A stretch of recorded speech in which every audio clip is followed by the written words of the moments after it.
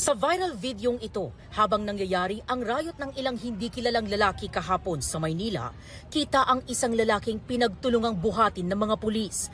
May punto pang tila nakaladkad ang lalaki. Hindi pa tukoy kung ano ang nangyari bago ang eksena sa video. Ayon kay Cherry Celestial na nagpakilalang ina ng 22 anyos na lalaki sa viral video na si Hans Ivan Carl Celestial, nabagok pa umano ang kanyang anak habang dinadakip ng mga pulis. Oo, kinaladkat.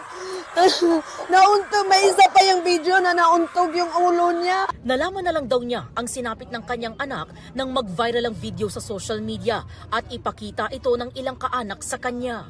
Galing pa akong Bacolod, lumipad lang ako ngayon. Nung nalaman kong ganyan yung sitwasyon ng anak ko. Nagpunta kami ng Mindiola, nagtanong kami kung dinala ba nila sa ospital yung taong nahuli nila kahit duguan.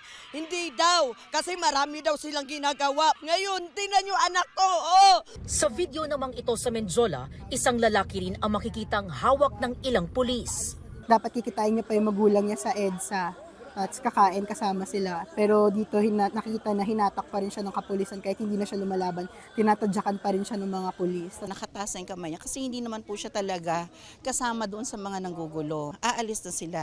It just so happened na nag-volunteer na mag-marshal yung anak ko. So he was making sure na lahat ay okay na, into safety na. Pero yun nga, unfortunately po, naabutan siya ng mga pulis at pilitan siyang hinila, sinaktan. Makikita naman po yun dun sa video. Hindi na napigilan maiyak ni Cheryl, lalo't isa raw person with disability ang anak niyang 4th year student na si Mateo Villanueva sa University of the Philippines.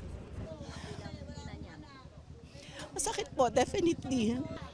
Naniniwala kami sa pinaglalaban ng anak namin. Mahigit 70 ang inaresto ng mga otoridad base sa huling tala ng Manila Police District o MPD. Initially, meron tayong 72 na naaresto at 20 rito mga minors na dadalhin natin sa MSWD natin at yung ating remaining yan, pinoproseso natin at sasampahan sila ng kaukulang reklamo base dun sa mga krimen na kanilang ginawa. I gave directive to throw the books and charge those people. We will file charges of damage to property, public and private, and arson. We will make sure that they will pay the price.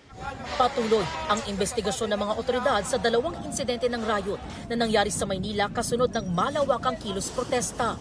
Sa tala ng MPD at Manila LGU, aabot sa 73 pulis ang nasugatan sa insidente. 18 ang isinugod sa ospital. Mag-aalauna ng madaling araw kanina, ilan pang mga sangkot umano sa mga riot ang nadakip ng MPD at tinurn over sa headquarters.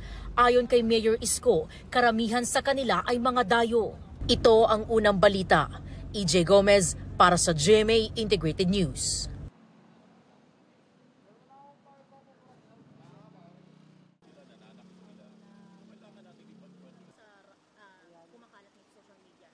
Gusto mo bang mauna sa mga balita?